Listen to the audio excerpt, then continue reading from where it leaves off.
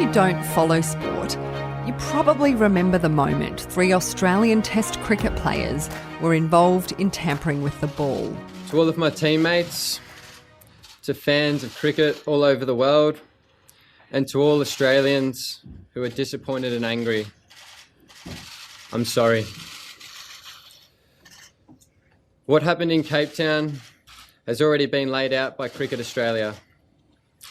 Tonight, I want to make clear that as captain of the Australian cricket team, I take full responsibility. I made a serious error of judgment, and I now understand the consequences. It was a gut-wrenching time for anyone in the sport, for fans, and especially for Justin Langer. After his own successful playing career and a coaching stint with Western Australia, it would be Justin Langer who'd have to step up to take on the coaching role of the Aussie cricket team at a time of turmoil.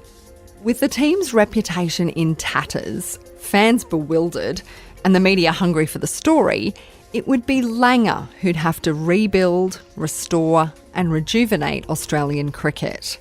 It would be Langer who'd have to address those cultural issues in the team, and Langer who'd have to take the team to the other side of the world to face the hostile English fans for the Ashes and the World Cup. In his leadership toolkit, an unwavering belief in the power of mindset and meditation to overcome any curveball. This interview, well, it's one of the best lessons you'll learn about how to lead during a crisis.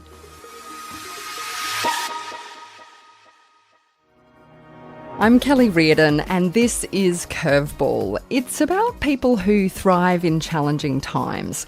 We take you inside the minds of some of the most brilliant leaders to unpack how they ride the highs, but also how they stare down stress, setbacks and the lows, and then still keep on going. Justin Langer's the coach of the Australian men's cricket team, a role he stepped into at a particularly challenging time following the so-called sandpaper scandal. 3 Australian players, including then captain Steve Smith, were banned from the game, and coach Darren Lehmann was also forced out. Justin was the leader Cricket Australia and the nation turned to find a way back out of this dark moment for the sport. And today he's in his home office in Perth. G'day, JL. How are you, Kelly? Really well. Can you describe for me what it's like that very first time you put on that famous baggy green, that weird little hat that you get when you're selected to play Test cricket for Australia? I guess for me it was about the dream. And I remember when I was 11 years old, the great Dennis Lilly was bowling to the great Sir Vivian Richards at Boxing Day, at the Boxing Day Test match. On the last ball of the day, the crowd, Lilly, they're all screaming his name, runs in and he bowls Viv Richards on the last ball of the day. And it was in the Langer household when I'm 11 years old, and there's Australian cricketers. Dennis Lilly's got his buttons undone down to his belly, but he's got the big moustache and the big mane of hair, big hairy chest. Viv Richards and the boys, and there's 80,000 people at the MCG. And as an 11-year-old kid, I thought, oh my gosh, imagine if I could do that one day. And that's where the dream started. So when you first get it, I remember I turned up to Adelaide, and when you walk into the hotel room, 2 things happened. I found out 24 hours before my first test because someone got injured. I walk in and first, this is in 1993, I walk into the hotel and there at the bar are all my heroes. Alan Border, David Boone, and they're all having a beer the night before the game. Like, it's all changed these days, but they're all there. So I've got to then introduce to my new teammates who are my heroes. So that's a weird experience. And then I went up to my room. There's a big cardboard box on my bed in my room. And on the top it said Justin Langer, Australian Test cricketer. Oh my gosh. And I rip off the box and I pull out all this stuff. And there's this thing called a baggy green cap. And I remember it's no longer a baggy green cap or the baggy green cap. This is my baggy green cap. I remember putting it on my head, undoing my buttons down to my belly button, playing shots, and I thought, this is a magic moment. But what you quickly learn, and I've learned this about life, is the dream then becomes a reality. And the next day I'm playing Test cricket, and my gosh, you're alive. And I remember a great friend of mine from the SAS once told me, JL, most people can live the dream, not many people can live the reality. In other words, a lot of people want the green beret or the baggy green cap or drive a fancy car or live in a fancy house or be the CEO or be the leader. Everyone can dream about that, but not many people can live the reality of it, because that's where the journey begins. So it's such an exciting moment for you personally and for your family and for the rest of the teammates who I'm sure are so excited for you. Your heroes are in the pub. So contrast that then for me, what it was like for you, a former Australian cricketer then and a coach in WA and someone who spent a lifetime involved in the game, and the news of the sandpaper scandal in South Africa breaks. What was that like for you? I remember sitting on the couch. My wife was in London, surprising my eldest daughter for her 21st birthday, and so she was all out of the country. And I was sitting on the couch and I was watching with my youngest daughter, Gracie, and I remember watching the highlight. I said, "Oh, Gracie, pray that's not Cameron." She goes, "What do you mean, Daddy?" I said, and I knew it was, because Cameron Bancroft's got big hands, and I remember thinking, what have you done? And then it all hit, and then, my gosh, I was, as a former player, and he was one of because I was coach of Western Australia at the time, Cameron, you could line up 10,000 people and he'd be the last person that would put to do what he did. And that would probably talk about what the environment was like in the change room at the time, potentially. But I was so sad. I was so angry. I reacted. The next day, Kelly, I went to the Fremantle markets here in Perth. I've been doing it for the last 5 years with my second daughter, my hippie daughter, Ali Rose. And for 5 years, that's our date whenever I'm home Sunday morning. Anyway, for 5 years, no, we just go there, drink our coffee, talk rubbish. Everyone's polite. That next morning, I had people coming, JL, what has happened? What's happened to the Australian cricket team? People getting upset, people getting angry. And then the following day, on the Monday, I went to the West Coast Eagles' new facility. That was a big construction site. I reckon I had 300 Aussie blokes in their high-vis jackets, pushing their wheelbarrows, holding their drills. What has happened to the Australian cricket? And it made me realise how much the Australian cricket team meant to Australians. And that was the moment where, wow, I knew it was real. I want to go back and play just a moment from Steve Smith at the press conference. I'm sorry, and I'm absolutely devastated. I've got 3 sons of my own who eat, sleep and breathe cricket, and they absolutely cherish you. What do you have to say to the kids? Firstly, that I'm deeply sorry. I love the game of cricket. I love entertaining young kids. I love kids wanting to play the great game of cricket that I love.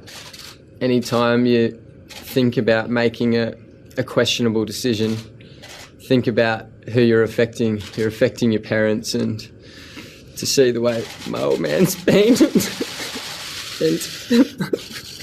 thanks everybody. And my mum, it hurts.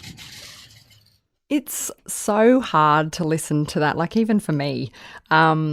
What was it like for you and then the whole cricket community when that news broke that Steve Smith, Cameron Bancroft, who you mentioned, and Dave Warner had been involved in this ball tampering, and seeing that press conference? You know, you're in WA and you're watching that. Yeah, it's heart-wrenching. It's even more heart-wrenching for me to listen to that now, because I know Steve Smith. I knew him as a great player. I didn't know him really personally. We were together around when Phil Hughes died, so we were at the hospital together when that happened. I loved him as a player, and I love him as a person now, but I didn't know him really as a person. Now I do, and I listen to that. I mean, seriously, that gives me a really heavy heart listening to it. And Cameron Bancroft, I picked him up from the airport from South Africa. And I remember him dragging me into the toilet. He went into this little VIP area because obviously the media frenzy was huge. and he dragged me into because I asked him straight after, what did you do? And he dragged me into the toilets, and he got very emotional and said, mate, the thing that hurt me most is I didn't tell you the truth first up, because he and I have had a long-term friendship. So I listen to that stuff now, and it's heart-wrenching. They made a big mistake. I remember getting asked in my very first press conference when I was appointed, will you welcome back Steve Smith and Dave Warner and Cameron Bancroft? And I said without hesitation, yes, I will. And I said, there's not one person listen to this podcast. There's not one person watching this interview or this press conference hasn't made a mistake in their life. These kids made a mistake, and they were penalised heavily for it. And they've come back. Outstandingly well. So, but listen to that. That's very hard to listen to. It's interesting because when you reflect on leadership and what leadership really is, the thing that, because I was watching that press conference earlier this morning, and I remember at the time thinking this, and then I was reminded of it today when his dad, Steve Smith's dad, comes over and puts his hand on Steve Smith's shoulder. And I remember being so struck at the time about what a fantastic family they were and how supportive. That's great leadership from his dad. I'm going to stand by you. You've done something stupid. How important is it that everyone, while everyone was disappointed, that there was a sense that you can come back from this? Well, I think one of the most important things I've learned about leadership is you must care for people. You must care for them, and you must make them feel special. And sometimes I wouldn't be sitting here talking to you now without incredible mentors in my life. And those mentors, often the toughest on me actually, but now they're still the people I respect and admire and I love the most. They're my closest friends. But the reason they were tough on me was because they cared for me and they pulled me. And you find out in the hard times who your friends really are. And it's crucially important, and especially in the world we live in today. I mean, the hysteria, and it can be such a mean world. I mean, with social media, even media. I mean, you're trying to fill 24 hours of the day of media. I mean, anyone can, and they forget about who it affects. They don't think about the sports person or the politician or the whoever as a human being. They see it as their public persona, if you like. After that press conference, things then happened pretty fast. So we had the press conference, the players returned home. At what point did it become obvious that then coach Darren Lehmann would also lose his job? Well, it was fun. I picked up Cameron Bancroft from the airport. We went and did his press conference at the Wacker. And because I'd agreed to do that, it meant that my other three daughters were all going down to my beach house. So we went a day late. Anyway, we arrived down at the beach house and I'm just about to open a bottle of beer because it's been a stressful time. And I get a phone call from my great mate, Jeff Marsh. He goes, mate, you're watching the TV? You've got to watching the TV? I said, no, I've just got to Mandurah. He goes, mate, quick, turn the TV on. And there was Darren Lehmann resigning. And I'll never forget my daughters looking at me going, what does that mean, Dad? And did they? So was it that quick for you as well? Oh, well, I knew that now it wasn't hypothetical. What happens if Darren Lehmann, or what happens when Darren Lehmann one day stops being the coach of Australia? It became real. It was literally happening right. And then my wife rang me from London. Darren Lehmann, what does it mean? What does it mean? What does it mean? I went, oh, darling, don't worry about it. What she's really saying is, are you leaving Perth? Are you leaving Perth? Yeah, that's right. That's exactly right. So, I mean, before this, though, you'd been a very successful player, you'd been a very successful coach in WA. So I'm sure you had perhaps your eyes set on that coaching position. I might be the next coach of the Australian team. However, the way it's transpired, it's a poisoned chalice in many ways for you to take on. Did you pause and give it some thought? I did for a second, but I always thought maybe 2 or 3 years down the track. I thought about it for a second, but I love Australian cricket. I've been doing it, I've done it for a long time. I honestly felt a responsibility And I knew that the other thing is, when we talk about leadership, it's crucial to do an apprenticeship. And 7 years before, I'd taken on West Australian cricket when they were in crisis as well. So I was very fortunate. There's no way I could have done that job without having have done an apprenticeship. And I laugh with kids these days. I mean, the young players or my kids, they want to have the Mercedes-Benz without doing the work. You know, they want to have that, but that's not how life works. So I'd done the apprenticeship, and I'm very thankful that I had gone through the hard yards for 7 years in West Australian cricket and learned a lot of lessons before taking on this role, which was going to be a lot different job, but still with the same, dealing with people and dealing with the same sort of challenges. How confident were you then that you could turn it around? I was more confident because I'd done it for 7 years before, and I'd learned incredible lessons in that time. And I knew what it would take. And one of those things in leadership, you must know what you stand for. You must know what your vision is. You must know what you stand for, because if you do that, then you have a foundation or a recipe that works, or a blueprint that you know works. So I was thankful for that. I always say, when you talk about leaders, you should be able to write on a table napkin what you stand for. And if you can do that, that's your foundation. And I'm sure a lot of people aren't exactly certain. So I'd learned that from not only watching great Australian cricketers, learning from great leaders outside of the game, inside of the game. I'd learned from what worked, what hadn't worked. And I was able to then be very, very clear what I stood for. So there was the first time when I had my first press conference, crystal clear. Second time when I walked into the room and addressed the players for the first time, crystal clear. When I spoke to my staff, crystal clear. So take me inside that first meeting in the players' room. You walk in there. This is your first time as coach of the Australian cricket team. They're at their lowest point. What did you say to them? Well, I was nervous, and they obviously know. They obviously know my persona, right? So I walked in there. I said, "Guys, this is where we're at," and it's actually a classic story, because I walked in. I was nervous. I said, "This is where we're at," and we acknowledged where we'd come from.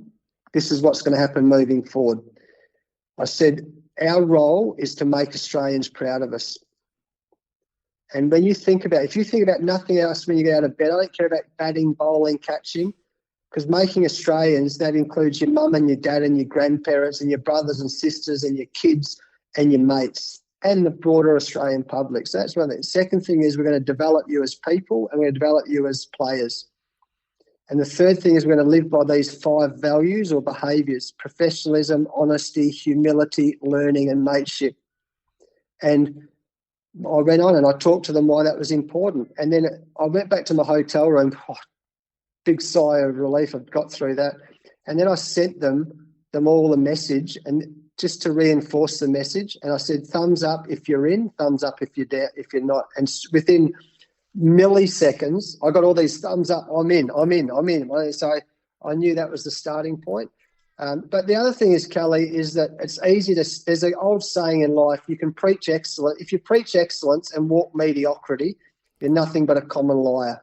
So in other words, I can get up there and I can do all the fancy speeches. That's the easy bit. I can put the vision up. That's the easy bit. Then you got to roll your sleeves up, executing the plan and being on the behaviours every single day. That's the tough bit.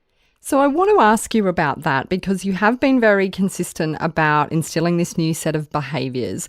And as you know, changing culture, like culture doesn't happen overnight. You can't fix it overnight, but you also can't, sort of a bad culture doesn't just develop overnight either. And I'm just wondering how much you've reflected on whether some of what happened with the ball tampering, that sense of pressure, win at all costs, highly competitive, could have even stemmed as far back as the teams that you played in the war era where, he was such a strong and fierce competitor. Just give me a sense of, the values in the team at that time and how it's changed over time. Well, I wasn't there, obviously, but let's not forget that there's not one champion sports person, there's not one champion in life, in any art, who isn't incredibly competitive. I mean, that's reality. I mean, that's just, and when you play a game, you play to win or lose. So you play to win. I mean, if I play with my girls, mate, you like to win, don't you? You play Scrabble, you win or you lose. But somewhere along the line, it tipped over from just that into something else.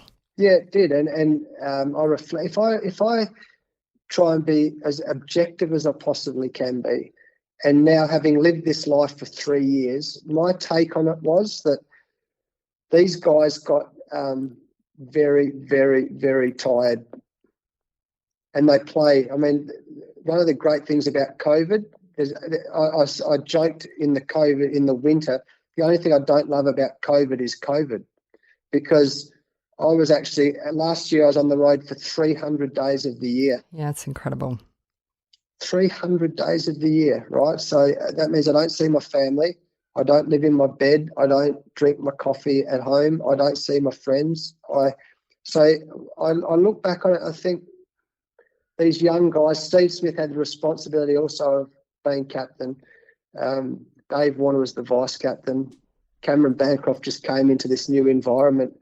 You get tired. And as a parent, you know what it's like at night time when you're really tired and your kids, read me another story, and you try and read it a bit quicker and you want things to happen a bit quicker. Then you get tired, you do some dumb stuff. So that's the only way I'd look at it. Maybe they got tired. They want things to be over quicker. And then you get tired, you get touchy, you get more touchy, you get more distracted. You get more distracted by criticism. You get more distracted by what's happened in the past, what could happen in the future. They made a big mistake. You were given a 4-year term, so that kind of meant, 2 Ashes series, the World Cup in England. What was the first 6 months for you like in the role?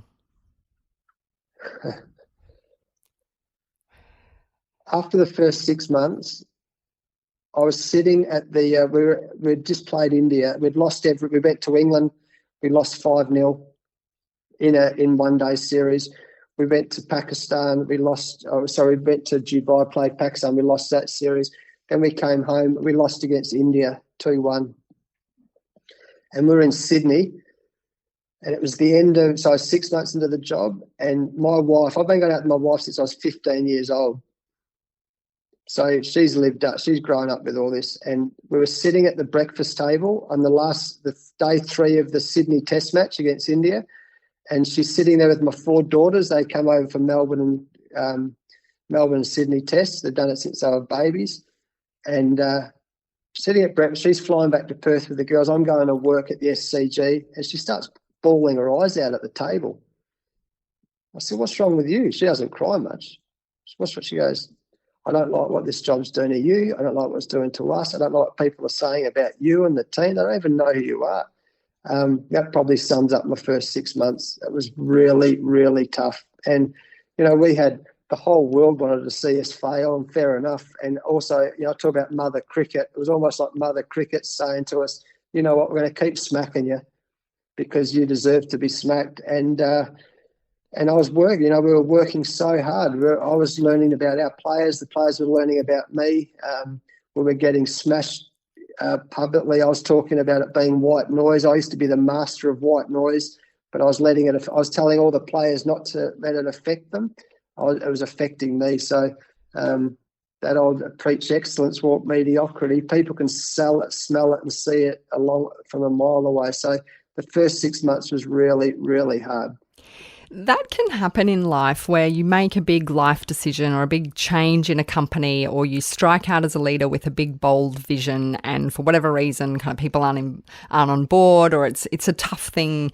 And then you feel like, okay, so the universe should reward me now with lots of good luck and whatever. And then you just get setback after setback after setback. And so take me into your mind then, especially when you're looking across the dining table at your wife who's in tears and about to, fly a couple of 100 kilometres west. What made you keep going? Well, I'm passionate about the job. 2, I look back on my life. I'm 50 years old now, And I talk about this, I've talked about it for years, but as a 50-year-old man, I look back on my life and think the toughest times in my life, at the time, you can't see past the end of your nose. They're the worst time in your life. As a 50-year-old looking back, they're the best time in my life. I've learned so much. And I say, when you go through hard times, you've got two choices. You either quit or you get better. You quit or you get better. You can only get better by learning from it. And it's almost, but I look back, I was a 22-year-old kid playing Test cricket for the first time. We talked about it at the start of this interview. I got my baggy green cap. 4 months later, I get dropped. But in that period, and I honestly, I thought I'd never play for Australia again. I'm a failure. I'm no good. What are you going to do, Justin? Are you going to get better, or are you going to? And I had to get better in all areas. I learned back in that time. I learned transcendental meditation, and I've meditated every single day since. And it's transformed. It's such an important part of my life. I had to get fitter, so I trained. That's an important part of my life. I look back on the tough periods of my life, even, and I'm getting a bit sentimental here, but about 3 years ago, my best friend died of a heart attack, dropped dead. 2 months later, my mum died of ovarian cancer. So within 2 months, my best friend and my mum died. You can't see past the end of your nose. But now, 3 years later, I look at it, I think, I take great strength from the fact if that's the worst thing that can ever happen in your life, you get through it. You get through it. You learn lessons. And the lesson was you can get through it, as silly as that sounds. So you have a choice. You quit or you get better. You learn from it. And that's at that time when I could have thought, yeah, this is too hard. No, that's not me. I want to roll my sleeves up. I want to learn from it, and we're going to keep getting better. I want to lean into that example where you do make your Test debut, I think in 93, super exciting, it's all great. And at one point you are in England and you're struggling to get runs, you're away from home, you're in your hotel room and there's a knock and it's Steve Waugh and it's not great news. How did that all go down? Yeah, that was the second time I was dropped in 2001 when I was 31 years old. So Steve Waugh, talk about great leaders. I'd run through a brick wall for Steve Waugh any day of the week. Such is my admiration and respect for him. And he wouldn't ask me to do things he wouldn't do or didn't think I could do. So he's a legend. So he knocks on my door, 2001, before the first Test match, and I was not expecting it. He said, "You're not playing the first Test." I didn't know whether to punch him or hug him. Honestly, I didn't know what to do. And I went and sat down and, oh, my God. And then for the next 10 weeks, I did what a lot of Aussie blokes do. I trained harder. I hit more balls, but I didn't talk to anyone. And I got worse and worse. And I played the practice games. I wasn't playing the Test matches. I got worse and worse and worse. I was batting worse than the pen in my hand at the moment. But I thought 31, I'll never play for Australia again. And then what happened is that before the fourth Test match, Steve Waugh got injured and there's a spot up for grabs. And I'm going, right, this is my big chance. Come on, I tried harder and harder and I failed again. So I didn't get picked. And I remember going back to my room and Adam Gilchrist and John Buchanan grabbed me off the bus after that game. He goes, "Come, we're going to have a beer." I said, "No, I'll be fine. I want to work this out for myself." That had worked really well for me, Kelly. And I sat with those two guys and I spoke to them for about 4 hours and I just talked, I cried and I got angry and I was banging the thing. But I spoke and Aussie blokes don't talk enough. And I learned the great lesson. It was like spewing out cancer. And the next night I caught up with Steve Waugh and I told him how I'd been feeling. And he goes, "Wow, this is a great lesson for me in leadership as well. I didn't realise you were feeling like that." And then as it turns out, a week later, the next thing that happened, I ring my wife again. We're in Brighton, and I told her I'm quitting. I'm coming home. And she said, no, don't come home. I'll fly over. And she flew over my third daughter, who was a month old, within 24 hours notice, flew to England. I'd spoken to my mates again. I'd spoken to the captain. I'd spoken to the coach. My wife flies over. You'd spoken to them to say, "I'm out, I'm done"? No, I'd had that conversation about how they'd let me down and I felt like it was the end of the world. But I'd actually just spoken to them. I hadn't spoken to them for 10 weeks between getting dropped. And I thought, well, my wife flies over, I see my little baby again. I think, well, if I never played for Australia, I got my mates back. They know how I feel, and I've got my family and my friends. And then as life works out, a week later, I get selected to play for Australia and open the batting with Matty Hayden. So then I played for the next 5 years. So this is an incredible moment, because yes, you're literally on your knees at this point in time. You just can't see a way out. You've called your wife to say, I'm flying home with you on the next plane to Perth. You then get this extraordinary call up to open the batting with Matthew Hayden, and that becomes an incredible partnership between the two of you that goes on for some time. Can you give us a sense of how you developed that partnership with Haydos? Well, we were friends. We were almost like he and I had very similar journeys. We both came in young. We kept getting told we weren't good enough. We played a lot of domestic cricket and played well. We got dropped a few times, and we were just great mates. We had great values. We had very much shared values in life, and just great mates. So then when I get the chance to open the batting, I'd never opened before. Come on, big fella, let's go and open the batting. No worries, little fella, let's go. And it was like we were going on a fishing trip. Which he doesn't mind to do, right? He quite enjoys fishing. Yeah. Unbelievable. And it was like every time we went out to bat, it was like just two great mates going on to take on the opposition. And we forged this great friendship, and it just added to the bond. Those guys are like my brothers, Kelly. Honestly, I spent more time with them than I did my blood brothers. Haydos, Adam Gilchrist, Steve Waugh, Damien Martin, they are literally like my brothers. They are, and I love them. And it's one of the great things about team sport. Those guys are like my board of directors, not just my friends and my brothers. So if I need any advice as the coach of Australia, guess who I go and speak to? And you get a sense of that in the Test, the Amazon Prime documentary series that you made, because you kind of at one point you pull in Ricky Ponting and you're pulling in the guys all the time to help you out, and you do get a sense of this almost like the uncles are here to kind of help out the Australian cricket team. I did want to ask you about the Test, because Cricket Australia, quite early after the ball tampering incident, decides to team up with a production company to make the documentary series. Was it a big decision to allow them to follow you for the Ashes, especially because you're at the height of trying to turn this thing around, you're early in your career, the Australian press is after you, the English fans are totally, feral, brutal. Yeah. What made you decide to let a camera crew in on all of that? I had no idea. That's the truth. The truth is I did my first press conference when I was announced as the coach. I jumped in. It was a whirlwind 24 hours. I had obligations back in Perth. I flew to Melbourne, did my press conference, flew home. And as I'm in the taxi driving from the hotel to the airport, I've got this cameraman asking me questions. I thought it was just another part of another interview to fit it all in. We turn up to England for my first tour, and there he is again. So this was planned. Was this pre-planned before? I had no idea. So it's not like they came on board after the scandal. They were already filming.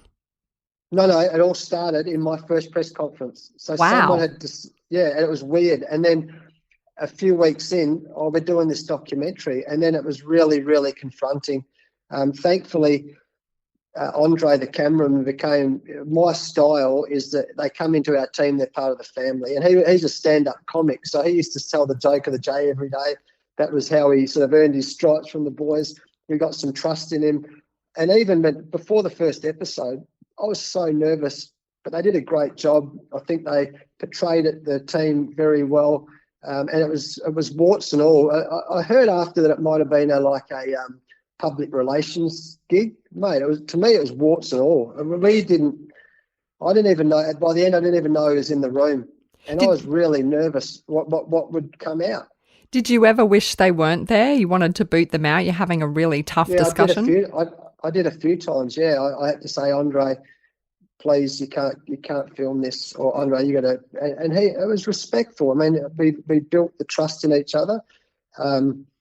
And he was very respectful of that. But I say to people, imagine coming every day at work, you're at work or a CEO or every board meeting, and everything you say is getting recorded for 18 months. Yeah, it's tough. It was tough. And as great as the documentary come out, the day after the Ashes, when Andre stopped filming, it was like a breath of fresh air. Not because Andre's a great guy and the documentary was a great success, but it was just like, oh my gosh, I don't have to watch every single move. I don't have to, every time I say, oh, can we put this microphone in your, you know, it was a relief actually, but I'm sure the world we live in, there's going to be a lot more of it. There is this moment where you get very frustrated at a loss, and it's a little bit unlike you, I have to say, because you do lose your cool and you sort of kick a waste paper basket over. And I hear that you actually tried to get them to take out that footage. Yeah, I did. I remember standing at the front of my house, and two things happened. One, we were able to watch the episodes before they came, or we had to give them a tick. And the first thing, my third daughter, Sophie, who came to England as a baby, and she watched the first two episodes as almost like a set of eyes for me. And she got this look on her face. She goes, Dad, it's the first time in my life I've ever seen you angry. I didn't believe you got angry. And I said, well, that's a compliment, hopefully, as a dad. They don't see me get angry. But she got this look, and I said, oh, that's interesting. But then I remember out the front of my house, I rang the producer. I said, you cannot put that bit of me kicking over the bin. He goes, what do you mean? I said, mate, people think I'm a psycho.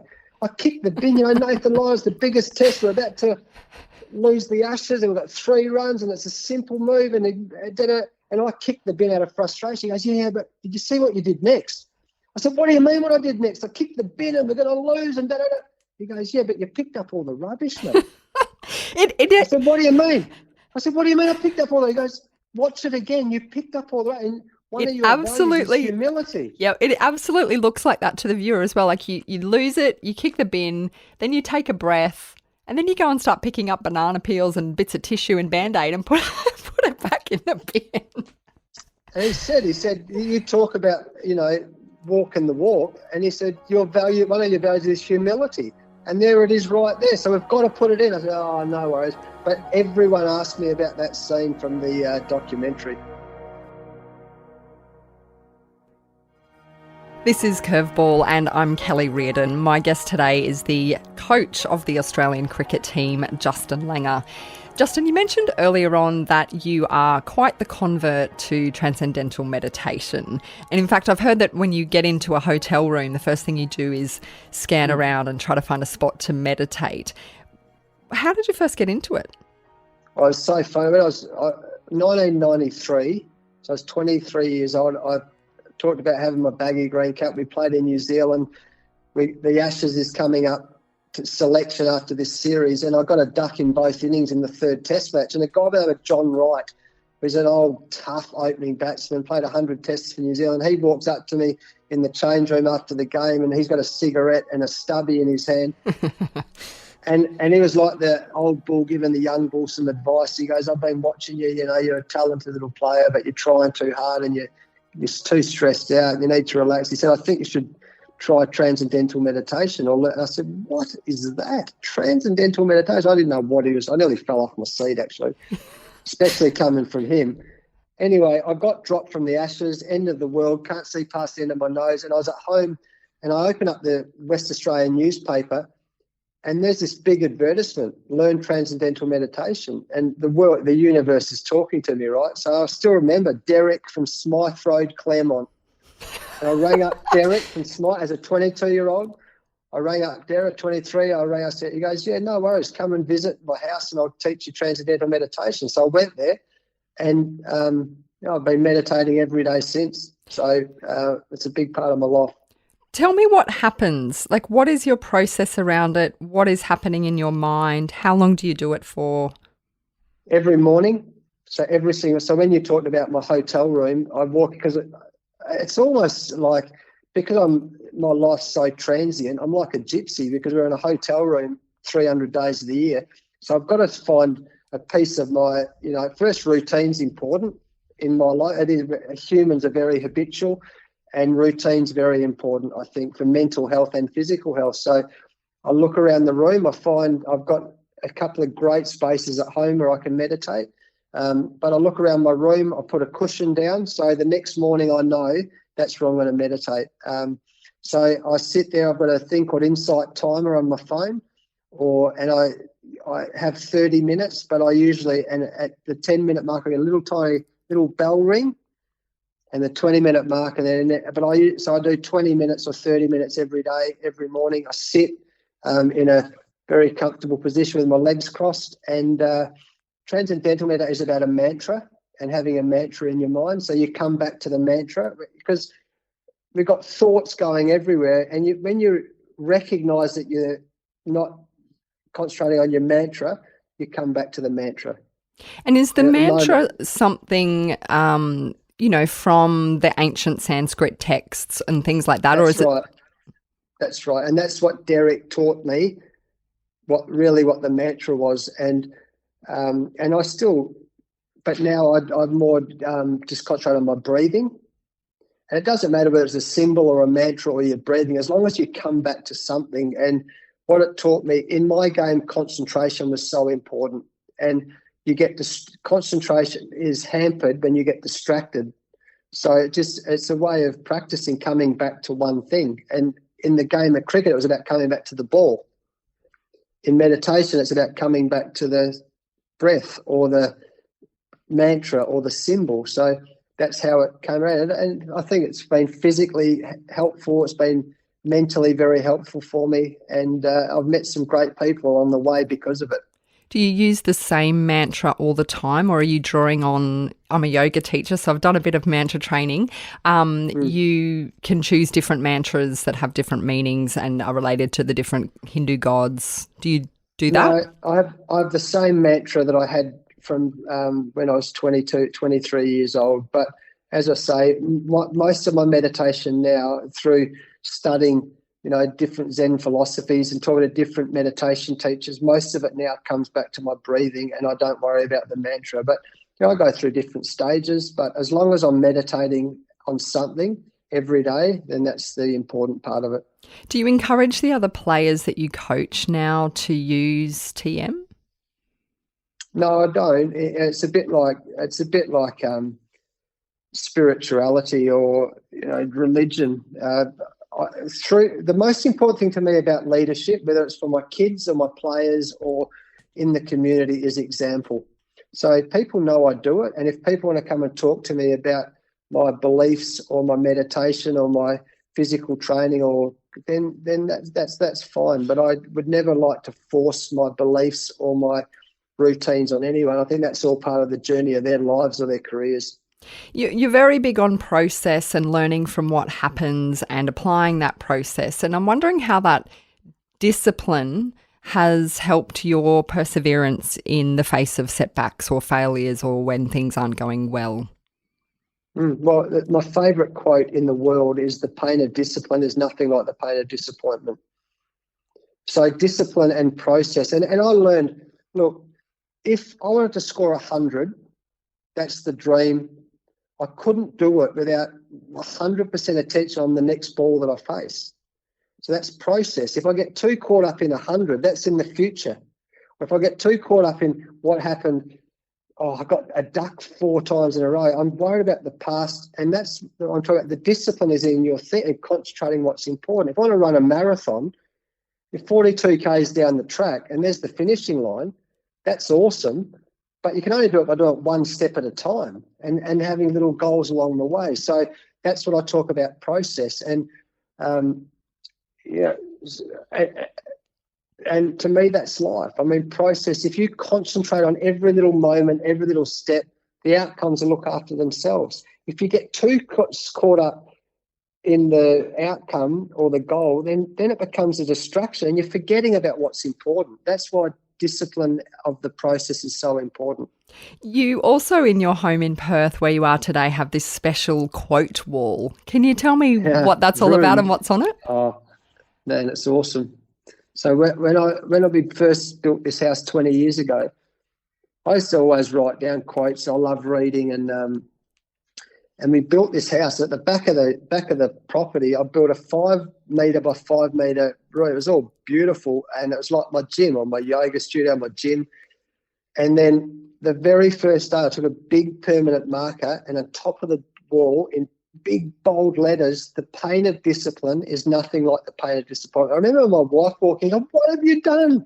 This beautiful room, what are you doing?" I said, "Get used to it, baby, because I'm right." And now that room's gone from 5 by 5, which is my gym. Then it became 10 by 5 metre room, which is my gym and my study. And now it's 15 by 5 metre room, but my daughter lives up there, my 24-year-old daughter. And I said to her, "You can decorate this however you like, but you can never touch these walls." And one day when my daughter moves out and I finish this job, I'm going to sit in the middle with my desk. I'm going to go to every single quote and I write a story about every single quote or scripture on that wall, because they're the people I've met, the teachers I've had, the experiences I've had. Oh, man, it's an awesome space to be in. Can you read a couple for us? Like, give us your favourite one at the moment. Robert Frost, the great poet. Life can be summed up in 3 words. It goes on. No matter what happens, life goes on. I think the other powerful 2 words for me that over the 20 years, there's 2 words which are really important to me: let go. Let go. Let go. Just let go. You know, we try and control, and particularly in this COVID period, one of the great lessons I've learned, there's so much out of our control. And it's almost like a cliche now, control the controllables. But actually there's 2 more words or 3 more words, which is no greater word spoken. I think pressure and anxiety comes from trying to control things that are out of your control. So control the controllables, let go. I had lunch with Sir Alex Ferguson, the great Man United manager, before the 4th Test in England last year, and he told me 2 more words as well: truth works.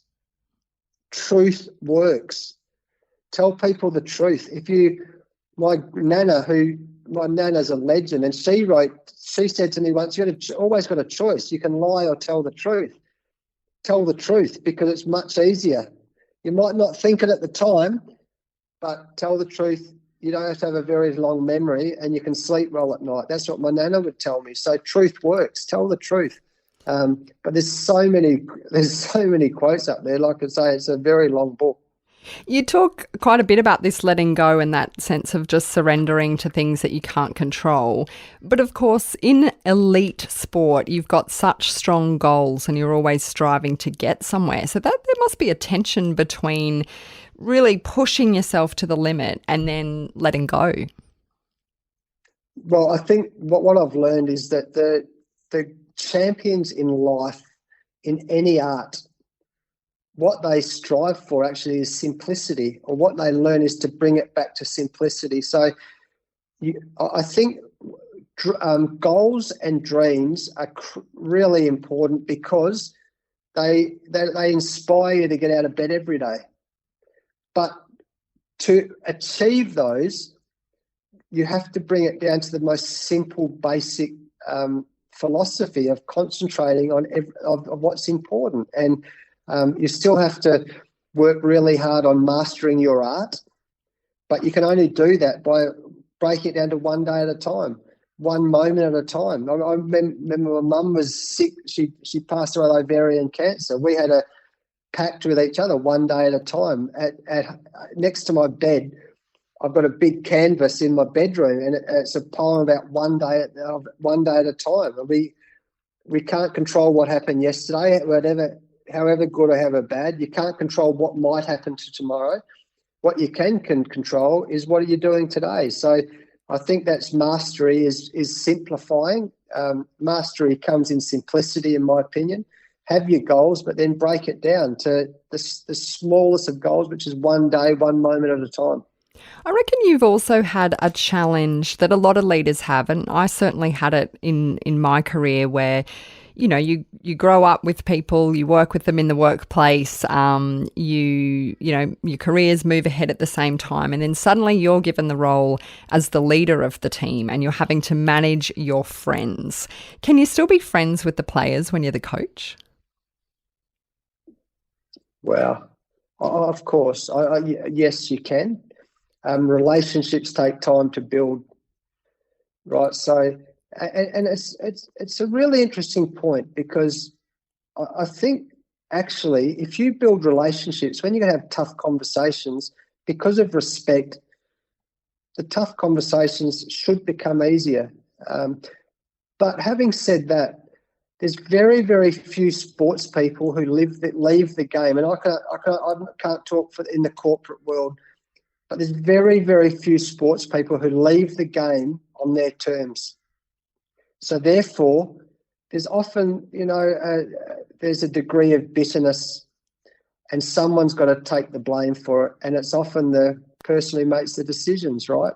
So I was really lucky. I mean, my last game of Test cricket, I retired with the great Shane Warne and the great Glenn McGrath. I was almost embarrassed to retire with those two because they were superstars. But we retired winning 5-0 against England, and I was batting with Matthew Hayden when we hit the winning run. So that is the fairy tale, but very few people get the chance to do that. So, and I'm mindful of that. There's very few leaders who I know who can be one of the boys. You had to test that out pretty early on when you were coaching WA. I did, yeah, and it's but it was important. I mean, we won a game, an impossible game, meant that we'd gone from rock bottom or a chance to make the Sheffield Shield final. We went out for dinner in Adelaide. We put on a nice show. Went back to the hotel. Everyone went back, high fives. Everyone singing Kumbaya. They're all happy. We're getting on the bus the next day, and we all went to bed because 3 days later we are playing Queensland to make the Sheffield Shield final from an impossible situation. Anyway, I jump on the bus the next morning, and a few of the guys jump on, and I went, "That's a bit strange." They were all really up, and one of them was my great mate Adam Voges, who took over from the Warriors job on my recommendation, or West Australian Cricket as the coach. Mike Hussey, Brad Hogg. These are my mates. These are my friends, right? But what had happened, they had tied one on. They'd gone out to a nightclub, and they'd got home at 4:00 in the morning, and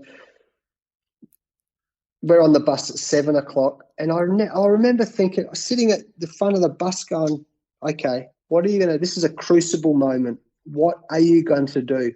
I got the job because of really bad behaviours. I got the job because of, alcohol and turning it around, to be else. clear, not because you had bad behaviour. No. Well, I wasn't in the team. I was assistant coach of the Australian team at the time. When I got the job, I got the job from an assistant coach. So, and West Australian Cricket had hit a low ebb because of bad behaviour off the field and on the field. And so I'm sitting there on the bus. What are you going to do, Justin? These are your mates. Are you going to let it go and be the good guy? And I'm going, no. And which is the easy thing to do, right? The easy thing to do in that situation as a leader is to just go, can't be bothered, let it go.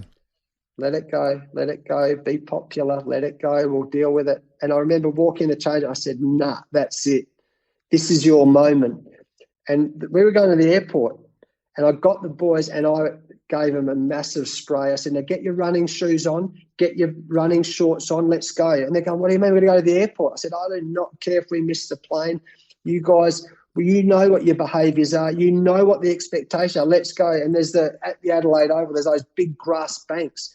Get going. And they're running up and down, and they're all vomiting, and they've been up to 3:00 in the morning, and they're looking at me, you're a psycho. I don't care. What do you stand for, Justin? What do you stand for? I keep saying that about leadership. What do you stand for? And they did it. And, eventually 45 minutes later, have a shower, get in the bus. We've got 5 minutes to get to the airport. Luckily, we found got on the plane. But you know what, Kelly? Was it scary at the time? Yes, it was. Do I regret it? Not for 1 millisecond. Did my players hate me at the time? Yes. Did they respect me afterwards? I'm sure they did. And my mates, who had been my teammates, they knew what I stood for. And guess what? The next 7 years, how many times do you reckon I had trouble with alcohol? Yeah, not too many, I'm sure. Not too many. No, I didn't, because we acted. And this is the thing about culture. Culture's behaviour. And if you haven't got the courage to step on it, whether it's positive or negative behaviour every single day, to me, that's what leadership's all about. There's been some recent controversy around Tim Paine's language with umpires, and then also there's been the racist slurs thrown at some of the Indian players by fans this summer. What's been your approach in having to deal with all of those curveballs? Yeah, well, they are curveballs and they're distractions. One, I said very, very publicly after the racial slurs at the SCG, one of my pet hates in life is I hate abuse. And look, I hate it as a player, I hate it as a coach, I hate it as a spectator. When people pay their $20 or $30 or $50, come into a sports ground, think they can say whatever they want. You know, I hate that. I mean, whether it's racially motivated or whether it's just abuse, I mean, I hate it. I mean, it's just really, it's discourteous and it's horrible. If you're on the receiving end of it, my gosh, it's no fun. It's like and this will probably make a headline. It's like Army. Everyone thinks they're hilarious unless you're on the receiving end of it. So the racial thing, that was a sin. I said that. I don't like any abuse. I mean, there was a lot talked about racial with the Adam Goods documentary, and it's obviously incredibly topical at the moment. I watched the documentary. I was so saddened by it, and people will just jump on board like sheep. It's not the right thing to do, abuse. So I hated that. With the Tim Paine one thing I know is when you set incredibly high standards, as a leader, you have to maintain it. Your reputation can be ripped down in 1 second. And he'll learn from that. He knew he hadn't done the right thing. My gosh, I say this with a smile on my face, but you can't. What I was used to growing up with and playing with, you've got to be so careful now, don't you? I mean, everything's recorded. Everything you do is recorded visually. Everything's recorded through the stump mic. You've got to be really careful. We know that he made a mistake. He'll move forward from it, and it's something that we can talk about. Will he remain in the team? There's a little bit of conjecture around, whether he should stay there, Justin. 100%. Yeah, I mean, if you look at what we've done in the last 2.5 years under his captaincy, he's been outstanding. Absolutely, he's a very, very good leader. Can he get better? Yep. Can I get better? Yep. Kelly, can you get better? Yep. Sure. Can anyone listen to this? Can you get better? Yep. So we're going to learn and get better. But he's been brilliant. And he will definitely remain as the captain of Australia. India played really well, and I think Ian Chappell called it one of the best tests in a very long time. But of course, a loss at home, it's always hard. What did you say to the team after the match? I said basically that, and it's hysteria. After the game, there's so much commentary, isn't there? There's going to be so much criticism. There's going to be criticism of the captain. There's going to be criticism of the coach. There's going to be criticism of the team. That's the world we live in, right? What I said to the team after is I could not care for one. I'll listen to the people I respect who have those comments, but I don't care what the outside world's saying as long as within these walls we know we have to get better, because these performances haven't been good enough. It's not what we expect in the Australian cricket team. As long as we're looking at how we can get better, I don't care what the criticism is, because there'll be plenty of it. And that's that's where I draw, the Theodore Roosevelt man in the arena. I mean, I remind myself of that all the time. It's easy to be a critic. It's easy for people to be critical. They don't understand that there's layers. They don't understand that there's been distractions. They don't understand that living in a hub for 9 months, which these guys have been doing. I didn't see my family for the first time in 50 years. I didn't have my family with me at Christmas time. I didn't see them for not 8 weeks over this festive period. All our players, Josh Hazlewood and Steve Smith, have not seen their partners for 5 months.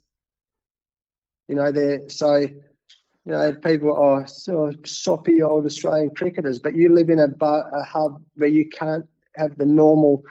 There's just people. We understand the layers to it. They take their toll. We got beaten by a very good Indian team. We'll learn from it. But as long as we learn from it, then the critics can say what they like. Has it been difficult during COVID? You mentioned there's been some pros and cons. Life slowing down a bit has been sort of nice, and you guys not having to get on a plane all the time. But how has COVID impacted on the sport beyond the obvious? Well, I'm on the board of the West Coast Eagles Football Club, AFL Footy Club. I have been for 3 years. And one of the biggest eye-openers of it's been one of the great professional and personal experiences of my life, for one. I love football, and I'm a fan of the West Coast Eagles, but I meet extraordinary people from the corporate world particularly. And back in the AFL season, for those who follow it, it was postponed after the first round. And the West Coast Eagles played on the Sunday, and it was postponed after their game. And on the Friday night, 2 days before, I was called to a board meeting, a West Coast board meeting, and I was told of the implications of COVID, and my jaw nearly hit the ground if the football was postponed for the season and the economic implications of that. And because of that learning, it became really relevant for me because we're in the business of sport, right? So I knew, and it cost our sport, as it did AFL, an extraordinary amount of money and time and stress to get India here, for example, or keep the show on the road with the Big Bash, in our case.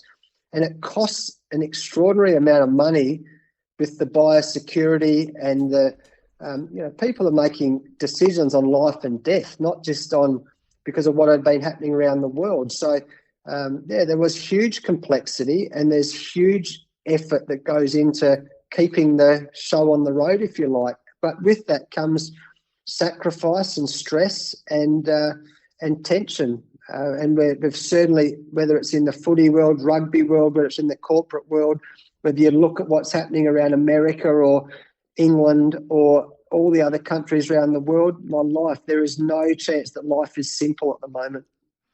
The other curveball you faced came via a different kind of health crisis when you were suffering some really terrible migraines and vertigo. What happened? Yeah, it was a horrible all last year, to the point in January where I was on the verge of saying, I can't do this anymore. But thankfully, I met some great medicos who have helped me significantly. And I'm thankful for that. I got this ringing in my left ear, then you get scared because my dad, 25, when he was my age, had a brain tumor on the nerve in his left ear, funnily enough. So then I'm thinking, I've got a brain tumor. That's it. And then I start reading Google like we all do, and there are similar symptoms. So I'm having brain scans. My brain was clear, thankfully. But I get this ringing in my left ear when we were in England last year. Before the World Cup started, I still had 4 more months in England. And so I have a brain scan, and then I get this vertigo, and then you feel sick the whole time. And then I'm feeling seasick every waking hour. Then I'm feeling like I'm drunk when I'm talking to people. I was all, hey, it was horrible. And it wasn't until January where I met some amazing people. I met an amazing vestibular physio. I met an amazing neurologist who then told me what was going on, and they helped fix it for me. But the other hard part about it, Kelly, it's not just the physical side of it. I talked about being the tough guy, being an Aussie bloke. I'm the Aussie Australian cricket coach. You've got to be the tough guy. You've got to put the mask on every day. And I mean, I can't even imagine, because vertigo is a particular type of horrendous, like that sense of just being really nauseous all the time, how you can lead a team, deal with the media, rewatch matches, work out what the other teams are doing. Like, how did you even operate in those circumstances? Well, I guess you talk about compartmentalising. And I was just trying to break it down. But again, you put the mask on. Then I'd go home every night, go to a hotel room or come home to my family. I'd just collapse because it's exhausting. I mean, not just the physical, how sick you feel, but it's the exhaustion of trying to act like there's nothing wrong. Why did you feel like you had to act like that? Like, why not say to everyone, I'm really crook? Because you learnt that this bottling up business doesn't work for you, Justin. Yeah, it is. Well, I spoke to but the doctors knew what was happening. But I think that's the other thing about being a leader. You don't want to show any weakness, do you? But I've also learned in life, that it's almost the buzzword, vulnerability, that the great leaders also are really honest and open. And to the people who knew, who had to know, but again, we've got to get on with the job. Johnny Williamson true blue. You got to tie it up with wire and keep the show on the road. That's what we had to do. And that's what you've got. I had to do. I did it as a player. A lot of times I was physically injured. You got to just put on the game face and get on with it. Because that's just, I guess as a leader, you've just got to often get on with it. Justin, you are a person who's spent a lot of time thinking about what you stand for and what your leadership style is. But when you break it all down, what really is leadership for you? Yeah, I agree. Leadership's about what you stand for. I think it's about leading by example. But I heard it in the winter. I heard it described so beautifully. They said leadership, the origin of leadership is leading the ship. And the captain of the ship needs to come out in a couple of different instances. One, when the iceberg presents. Think of the Titanic. That is, if the leader doesn't come out then, or the captain of the ship doesn't come out then, my gosh, you are going to hit and you're going to sink.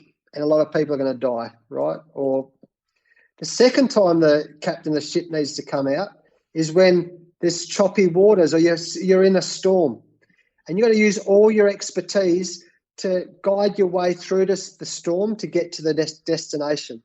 And the third time the captain needs to come out is when there's mutiny on deck. That's when you use your man management skills and to make sure the mutiny doesn't take over and sink the ship again. The rest of the time, the captain needs to sit there and he makes sure the decks are in good order, make sure their people are in good order, and you just guide the ship, steer the ship to the next destination. And to me, that's what leadership's about. You think about this COVID period. In a lot of ways, COVID was the iceberg. Great leaders were able to steer their way through that period. And then, of course, came the uncertainty. And there's uncertainty in leadership, or they're the stormy waters. The great leaders, they steer their way through with their expertise. And then, of course, and we've seen it in every business, certainly seen it in sport, because there was redundancies, there was stand downs, there was stress for the future, there was uncertainty, mutiny on deck. That's where you've got to care for your people and you've got to make sure. And it's a great example. So leadership is leading the ship. The great captains come out in those three big times. The rest of the time, they trust their staff, they trust the people in their crew to get the job done. So to me, it's a really nice and simple way to think about what leadership's all about.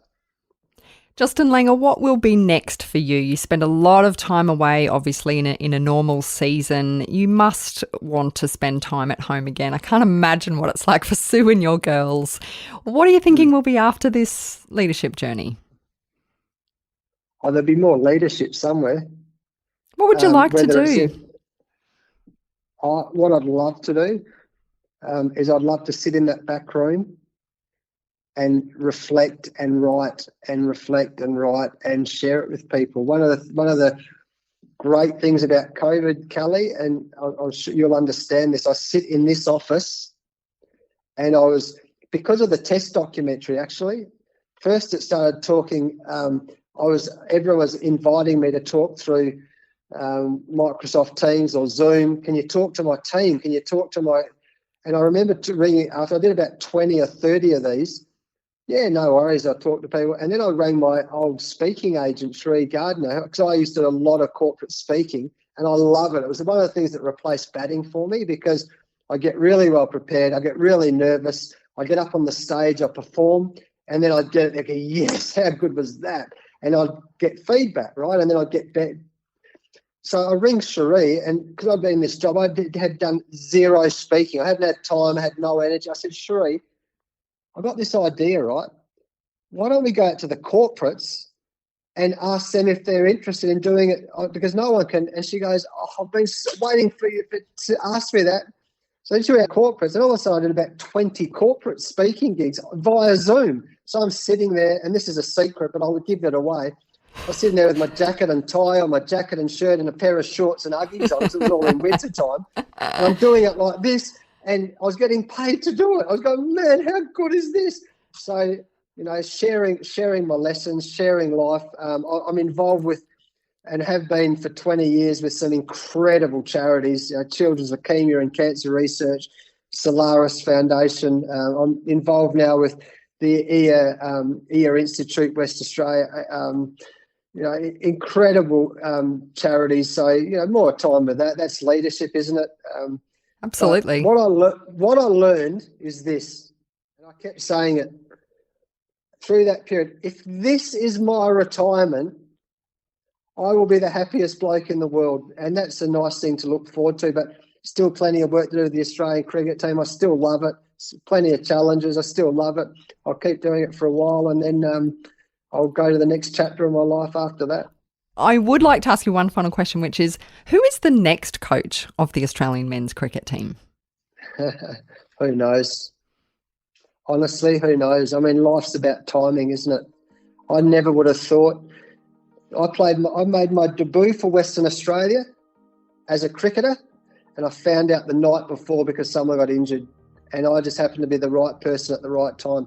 I made my debut for Australia because Damien Martin, my great friend and my little brother, got injured, and I found out 24 hours before.